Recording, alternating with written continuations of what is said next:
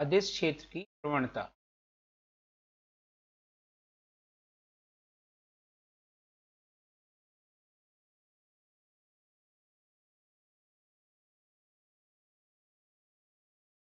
Gradient of a scalar field.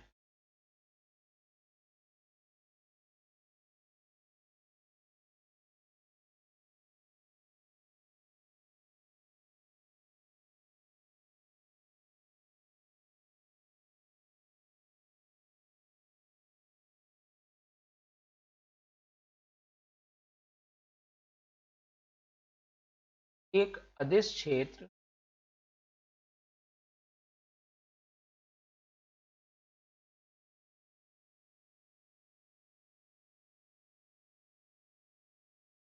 के किसी पर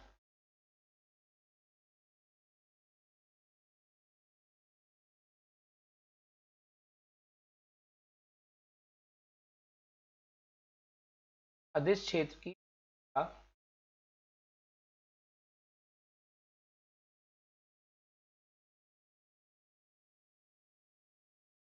एक सदिश होती है।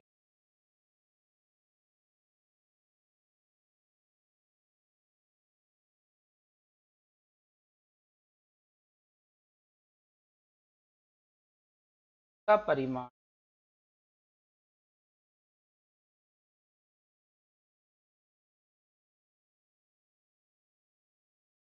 उस बिंदु पर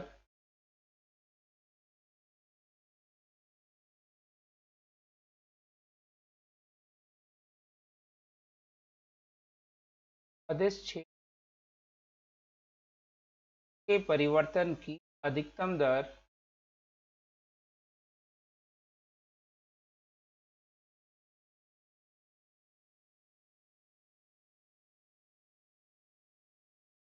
के बराबर होता है।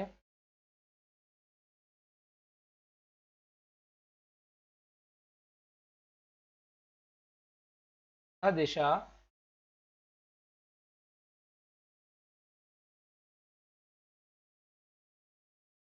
उस बिंदु से जाने वाले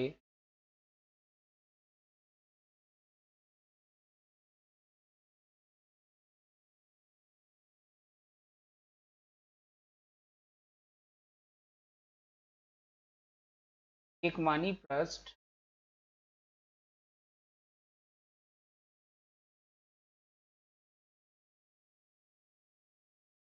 के लंबवत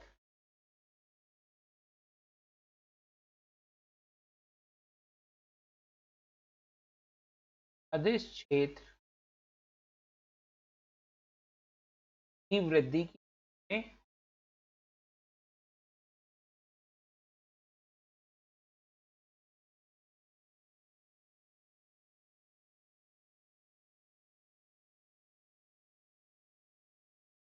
अर्थात gradient of a scalar field at its any point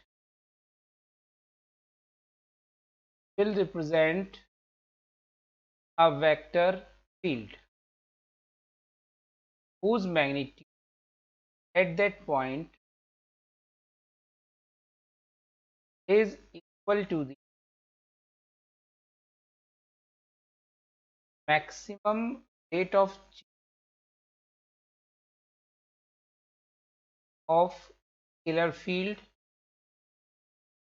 and its direction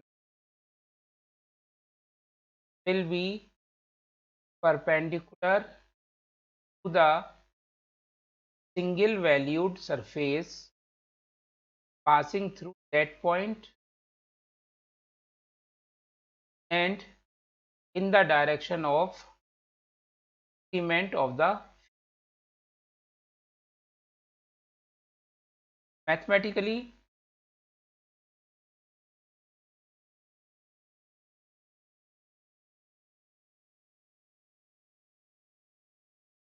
यदि अदिश क्षेत्र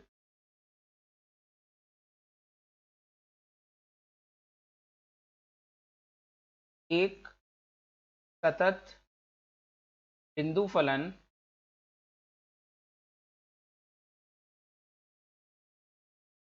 phi, phi is a function of x y z, और ये कंटिन्यूस और सतत पॉइंट फंक्शन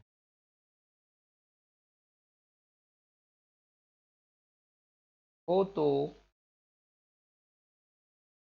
प्रवणता फाई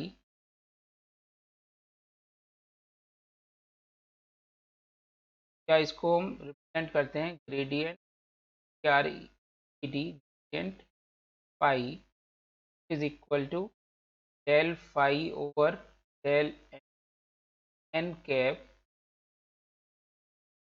जहाँ एन कैप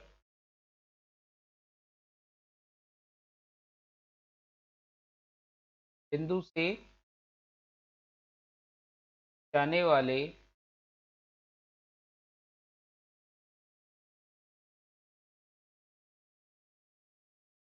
पानी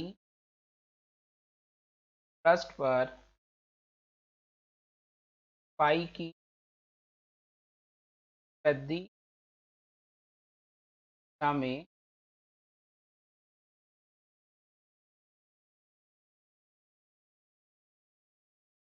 अंक लंब सदिश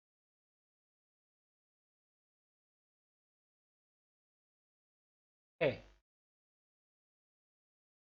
Mathematically, if scalar field presented by a single valued continuous point function phi is phi xyz, then gradient phi is del phi over del n cap, where n cap is unit perpendicular vector at that point on the on the p-value surface passing through that point। ये definition है अदिश क्षेत्र की प्रवणता की।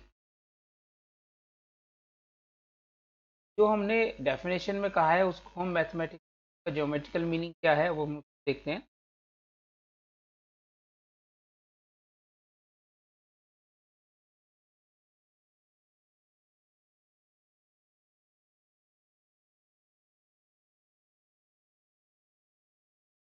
हम इसका भी कह सकते हैं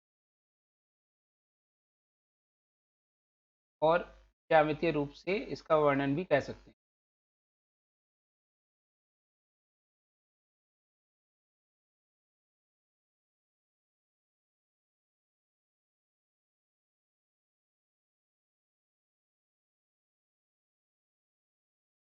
मान लेते हैं कि हमारे पास कोई एक अदिश क्षेत्र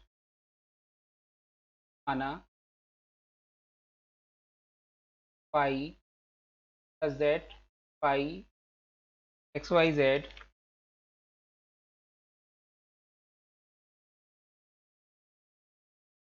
एक स्केलर फील्ड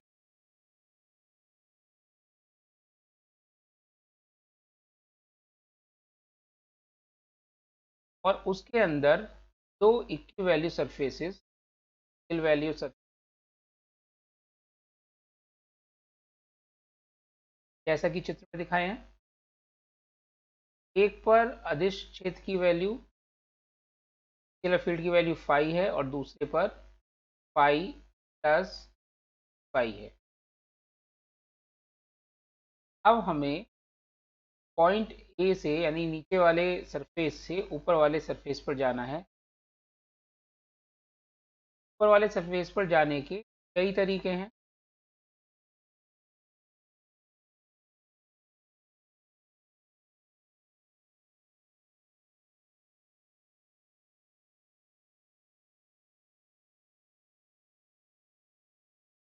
माना अनुसार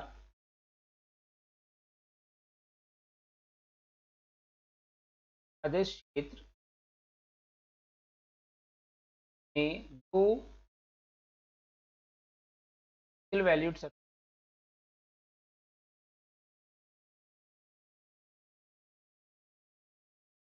5 व 6 है। 5 व 6 है। Phi plus phi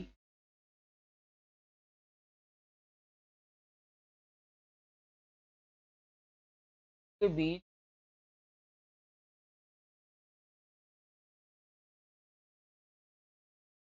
perpendicular distance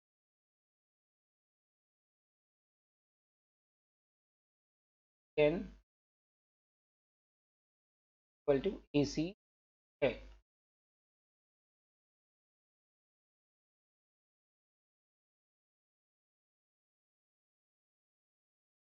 ए से सी तक की डिस्टेंस एन मान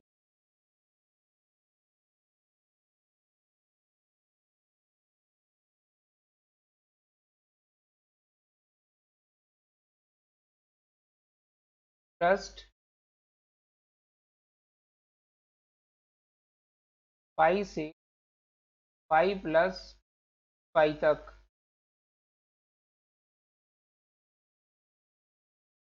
ए टू या के द्वारा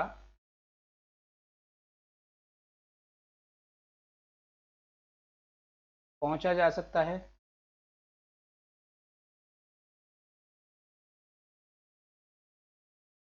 माना टेंस चार है तो एन से क्या एंगल पर है।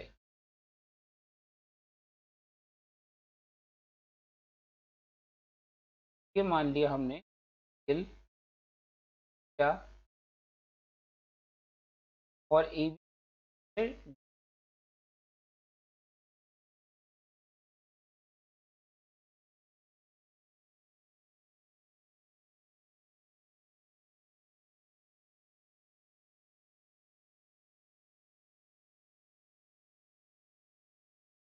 ए से बी तक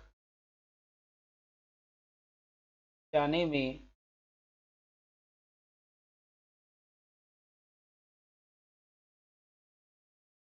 पाई के परिवर्तन की दर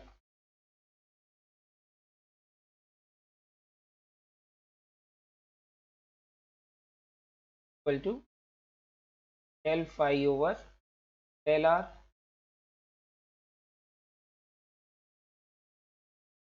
तथा ए से तक जाने में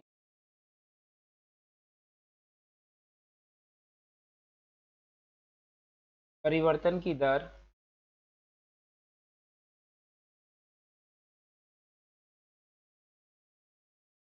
del phi over del n होगी।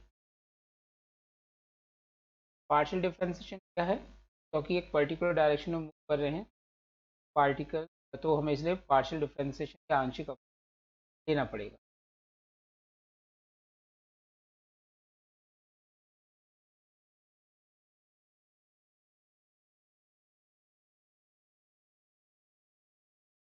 अनुसार right angle triangle A C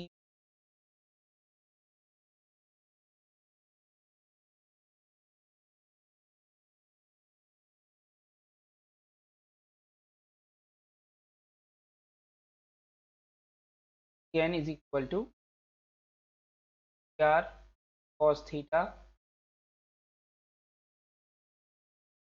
delta n delta r cos theta को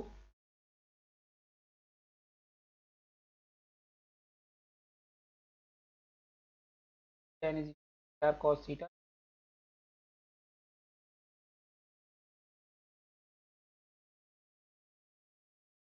है l phi over l are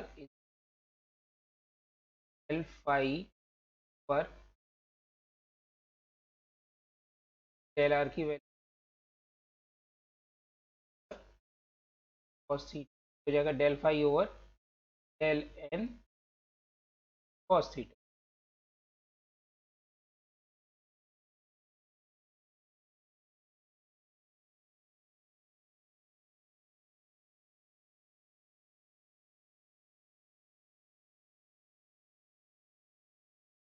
del phi over del l अधिकतम के लिए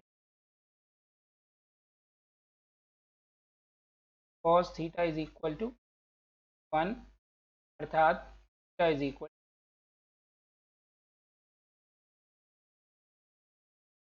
अर्थात तल के लंबवत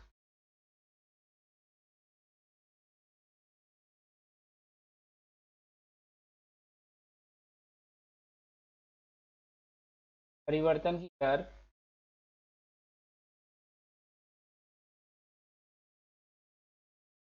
अधिकतम होगी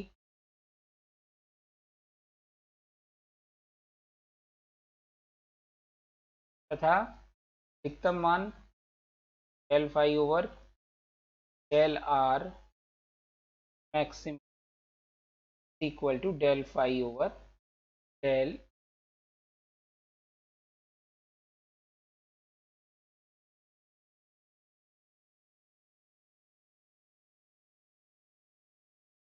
पर 1। अब अगर पॉइंट ए के लंबवत एकांक सदिश एन कैप हो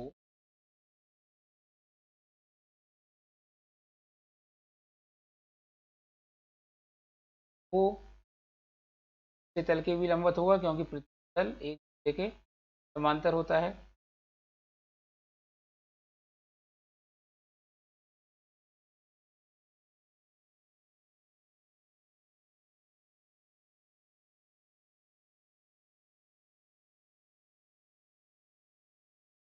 दिशा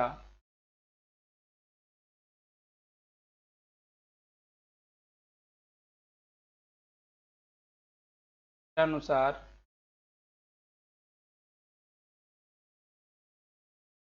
एकांक परपेंडिकुलर यूनिट परपेंडिकुलर वेक्टर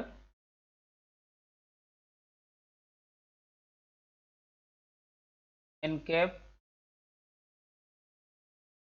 से दी जाएगी।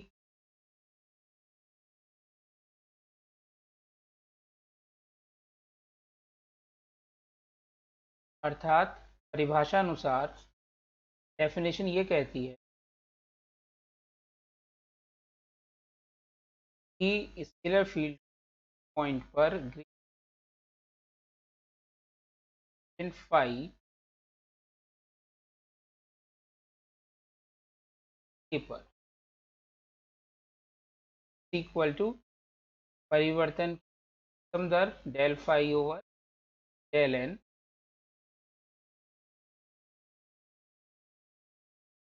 डायरेक्शन उस तल के लंबवत होगी। ये हमने ज्योमेट्रिकली एक्सप्लेन कर दिया कि प्रोबेबिलिटी फाई की मान कैसे होता है। तो that when we take surface value surfaces in scalar field presented values phi and phi plus d at a perpendicular distance dn, then can reach from point A to other surface as E to B or E to C. That E to B distances dr making an angle theta with dn. Then the rate of change of phi when we move from A to B as del phi over del r, and when we move from A to C, then it will be del phi over del n. From figure, right angle triangle ACB gives n is equal to dr cos theta. Now it is converted into partial differential because we differentiate only one direction, del n equal to del r cos theta. So rate of change del phi over del r as we move comes del phi over del n cos theta. For maximum value of del phi over del r, cos theta should be equal to 1 and theta is equal to 1. It proves that maximum of change in scalar field will be along the perpendicular direction of the plane and given as del phi over del r maximum del phi over del n. If perpendicular to the plane direction given by unit perpendicular vector nk, then by definition gradient of scalar field at point A equal to gradient phi is equal to del phi nk.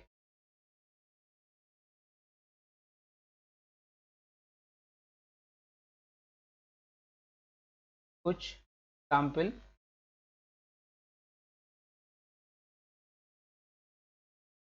हम ये जानते हैं कि जो electric field होता है that will be represented by minus gradient of potential, electric potential minus the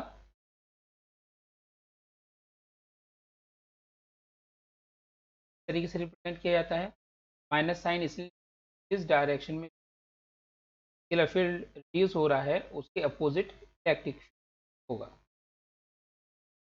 इस direction में भी रिड्यूस हो रहा है उस डायरेक्शन में इलेक्ट्रिक फील्ड होगा।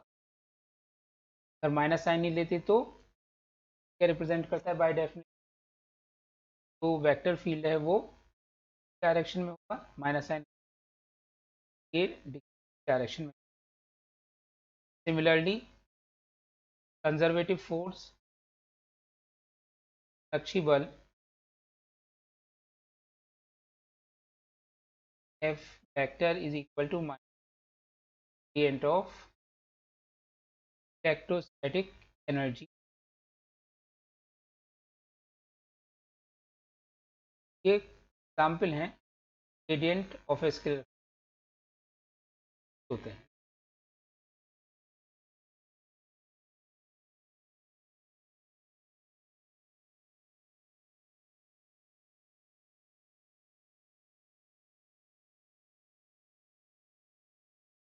नेक्स्ट इज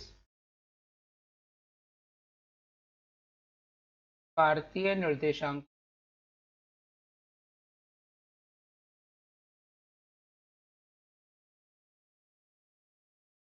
अदिश क्षेत्र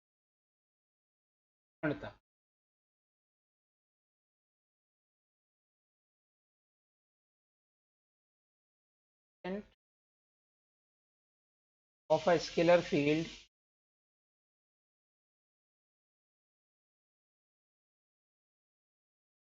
terms of Cartesian coordinate।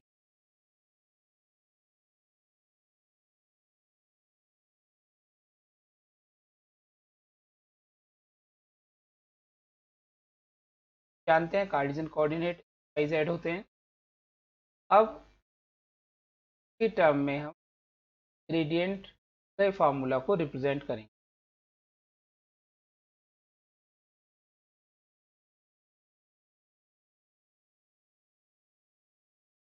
माना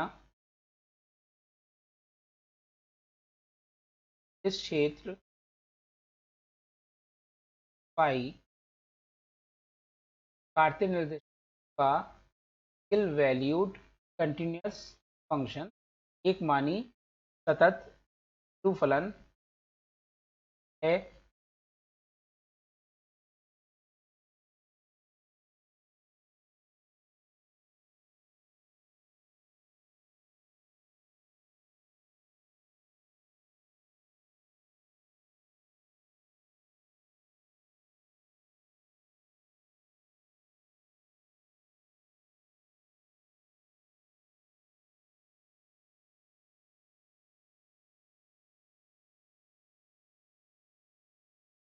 अतः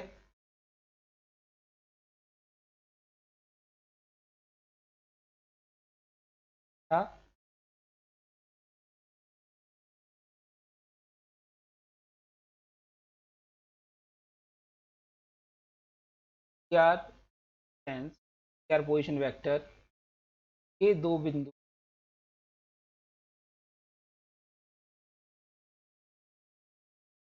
पर के मान फाई व फाई प्लस फाई है। हम जानते हैं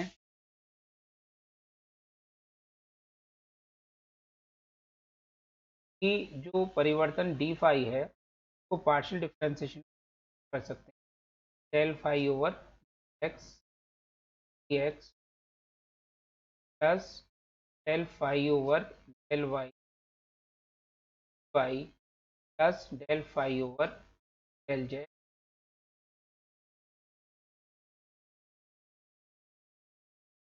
जहाँ ओ के निर्देशांक क्रमशः एक्स वाई जेड व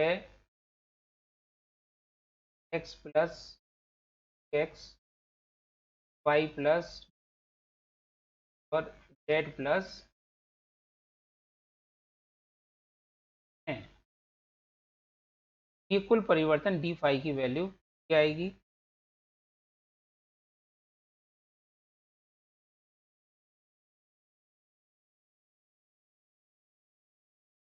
one.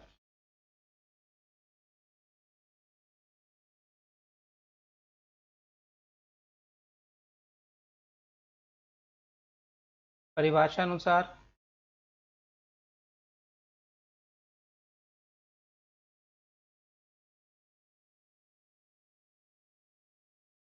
Gradient phi equal to del phi over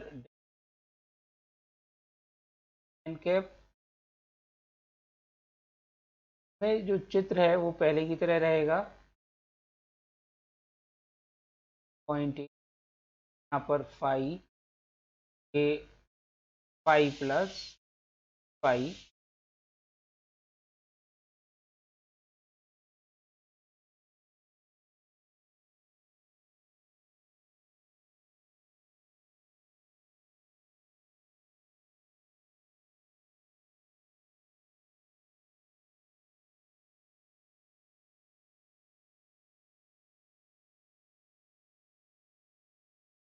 point A coordinate y z और के point coordinate x plus d phi plus d और जेड प्लस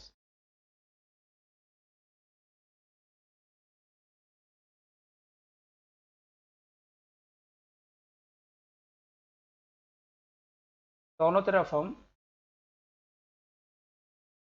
डॉट प्रोडक्ट कर दें डी आर वैक्टर।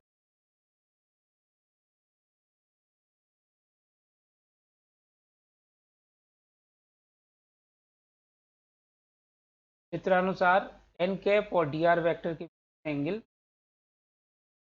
क्या है? जाएगा n cap का मैग्नीट्यूड डी आर वैक्टर का magnitude cos theta.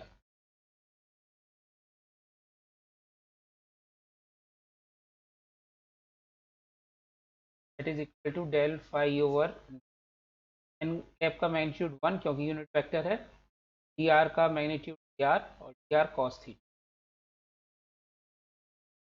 From figure d r cos theta is equal to d N.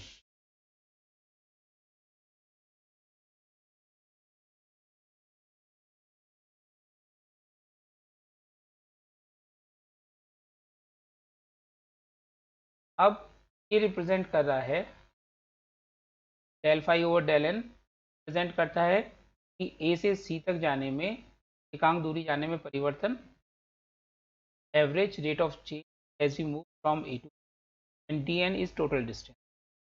So it will represent total T phi partial difference के अनुसार ये term represent करेगी total change.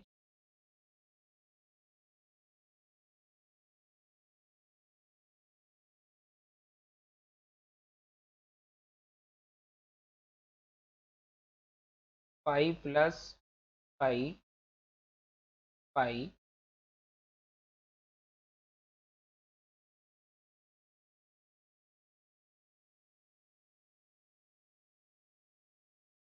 from equation 1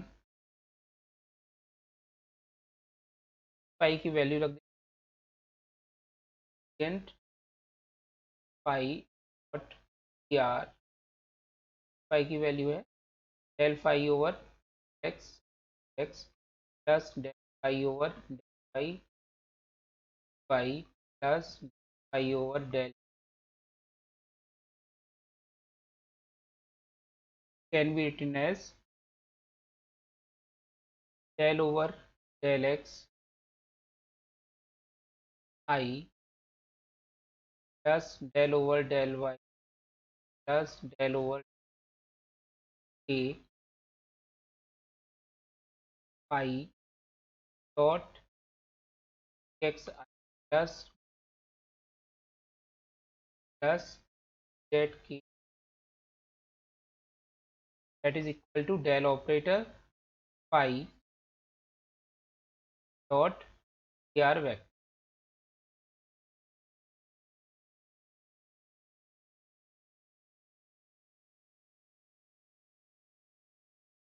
Now and phi minus del phi dot dr, and dr vector is not equal to 0.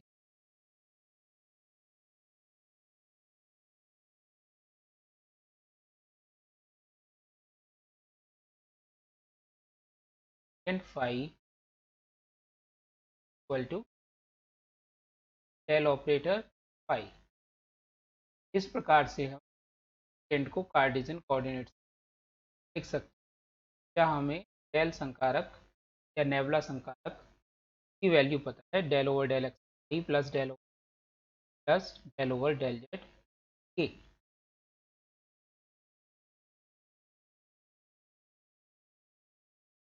Properties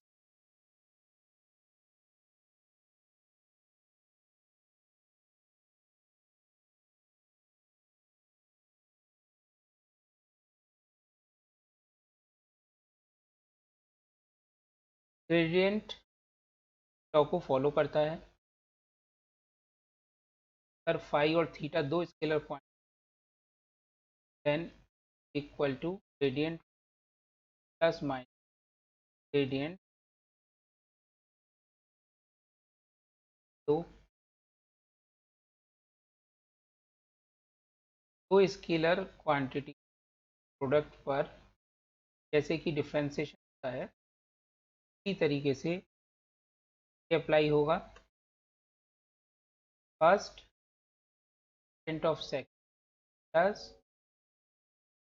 second of first, ऐसे ही scalar quantity field पर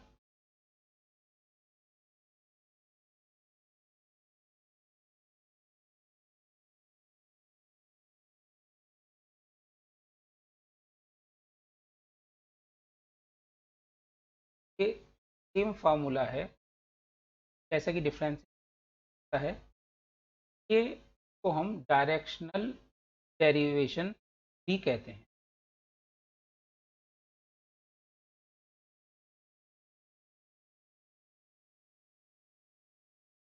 यह है अदिश क्षेत्र का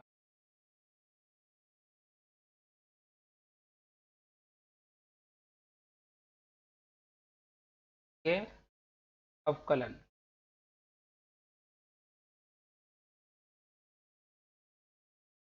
कहलाता है,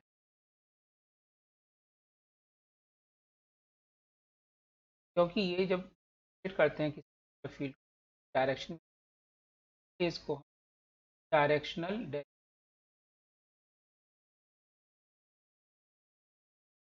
कहते हैं।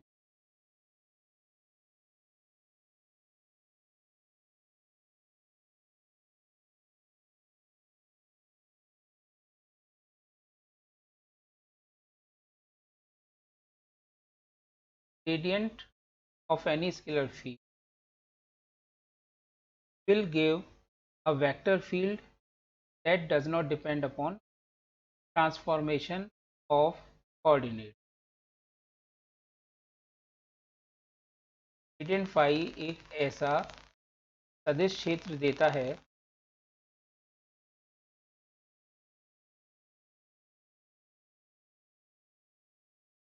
जो निर्देशांकों के रूपांतरण पर करता है।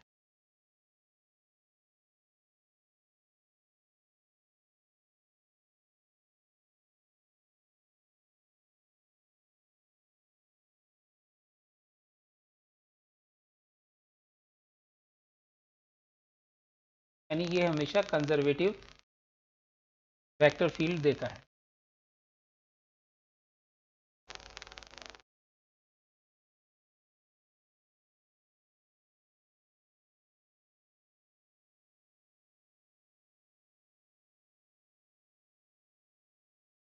एक अदिश क्षेत्र की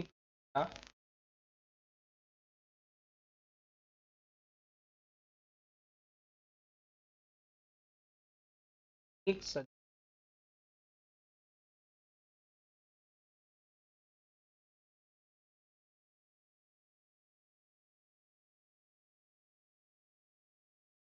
संरक्षी या कंजर्वेटिव है,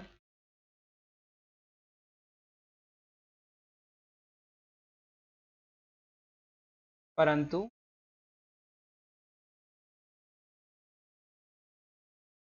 एक इस क्षेत्र को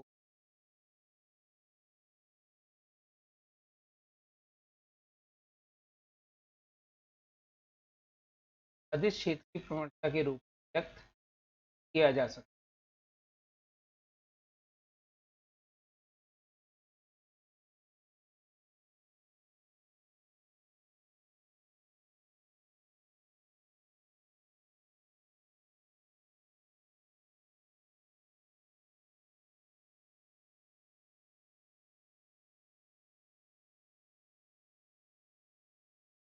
It means gradient of a scalar field is always a vector field which is conservative also, but every vector field cannot be represented by gradient of a scalar field.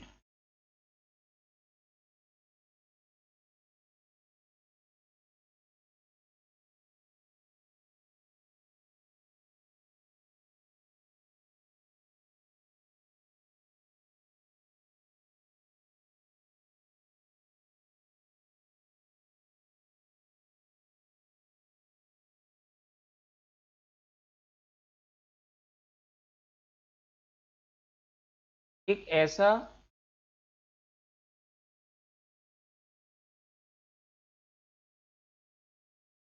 इस क्षेत्र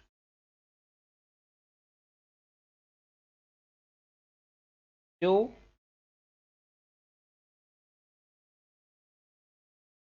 अदिश क्षेत्र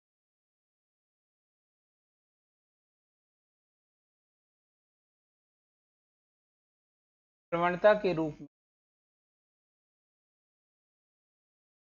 व्यक्त किया जा सके,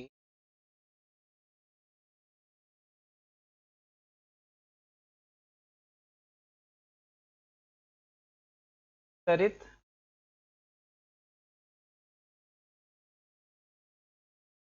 Templar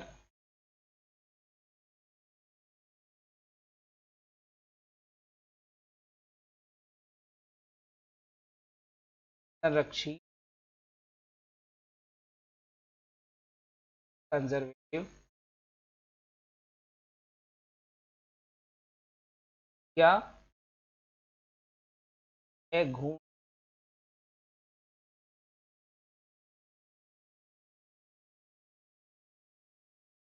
non rotational non curl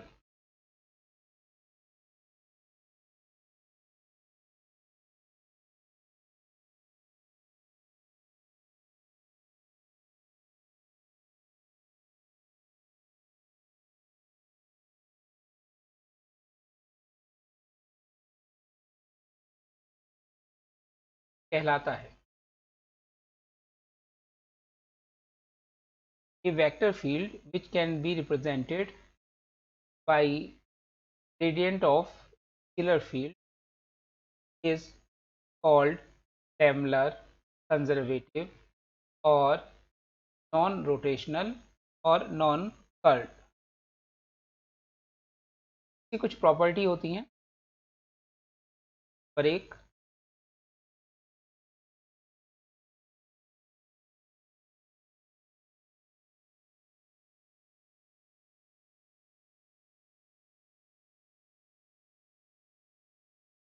इस सदिश क्षेत्र के अंदर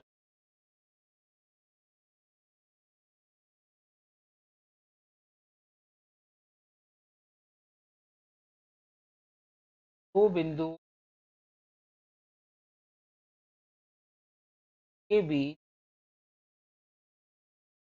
सदिश का रेखीय समाकलन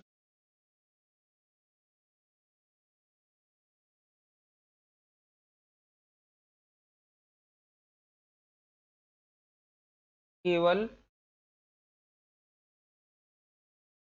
पर निर्भर करता है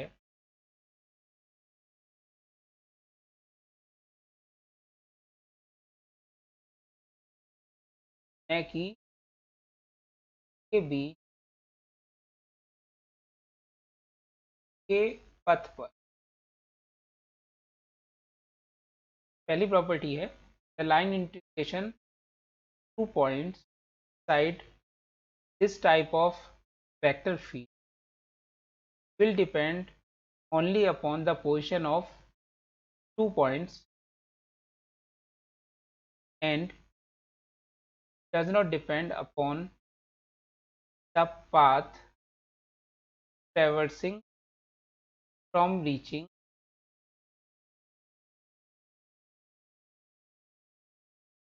does not depend upon the path traversing from one point to other point. The proof or explain.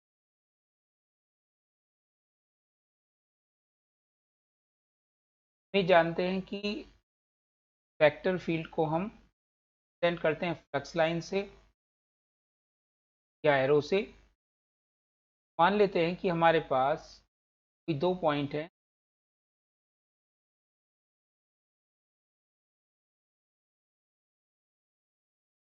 और इसके अंदर वेक्टर ए वेक्टर है जो कि स्केलर क्वांटिटी फाई के ग्रेडियंट के बराबर है। माना vector A equal to gradient of phi तथा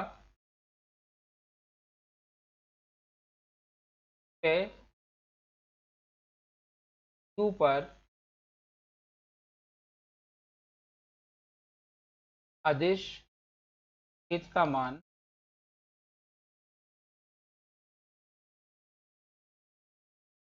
पाई है पाई प्लस पाई है।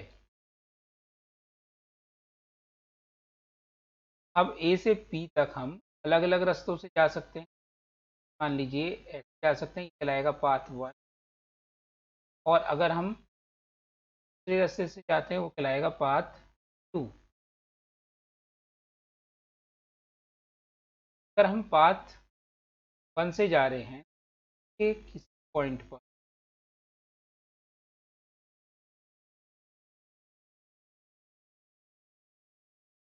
अगर हमें निकालना है line integral of vector a along first path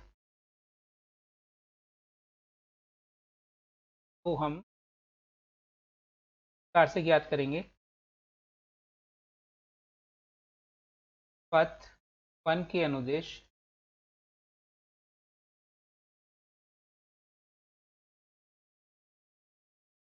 तक सदिश ए का line integral by definition equal to A dot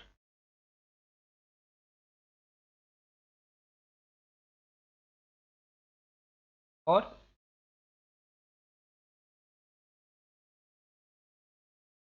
अगर हमने स्टार से small equal to by definition of gradient vector की पाई डॉट अगर पी से जाने वाला कोई यानी प्लस सिंगल वैल्यू कार से है और जाने वाली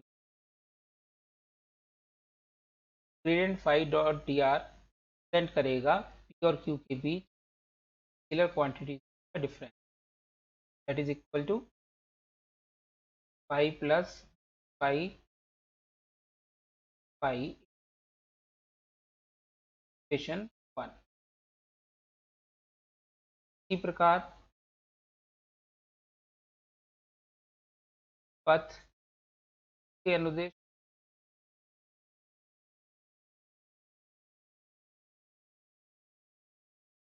के तक सदिश ए का लाइन इंटीग्रल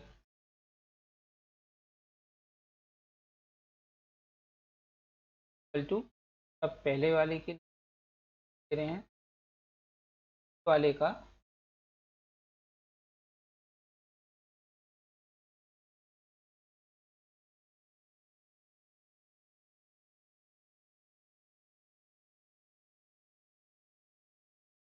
जाएगा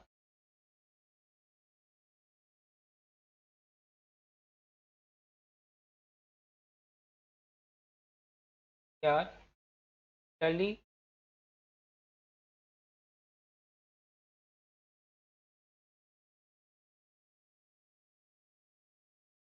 पथ का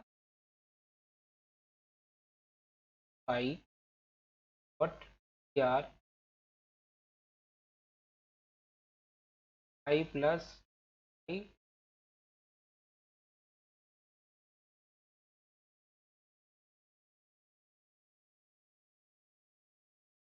समीकरण एक व दो से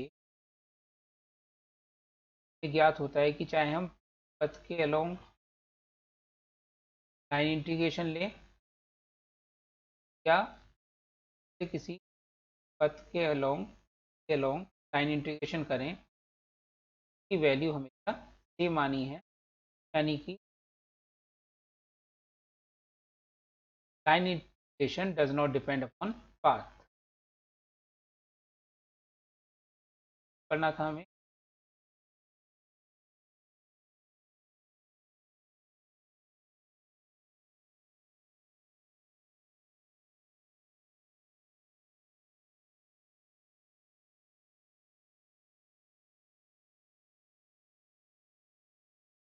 सेकंड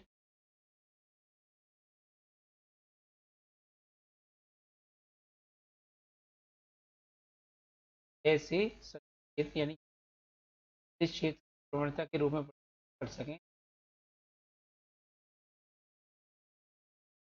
बंद पथ के अनुदेश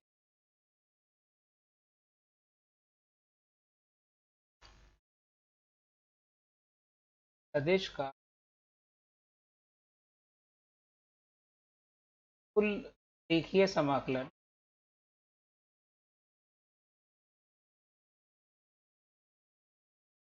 यह होता है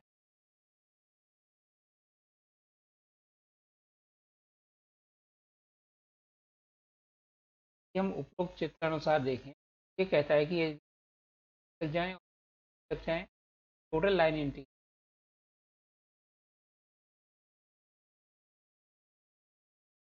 अर्थात किसी भी सदिश क्षेत्र में एक closed line integral A dot are ऐसा सदिश प्रवणता के रूप में कर सकें, तो हम फाई डॉट फाई के रूप में रिप्रेजेंट के अंदर gradient phi dot d r is. तो अब इसका प्रूफ देख लेते हैं। जैसे अभी हमने किया था, यहाँ पे हम इधर बना सकते हैं और उस हिसाब से प्रूफ कर सकते हैं कि से तक जाने में लिखिए समाकलन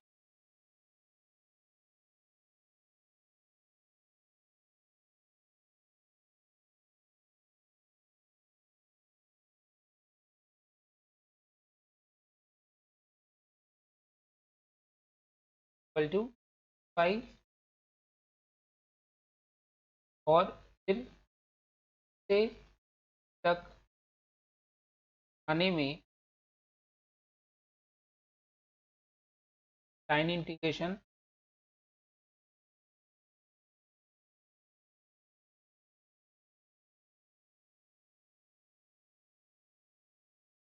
dot r equal to phi minus phi plus phi phi. अतः closed path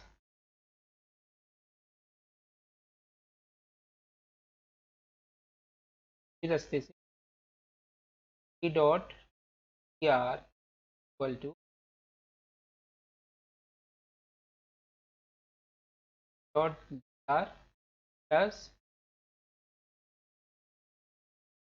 E dot r equal to phi phi, that is करना था क्लोज्ड पाथ में टोटल लाइन इंटीग्रल है।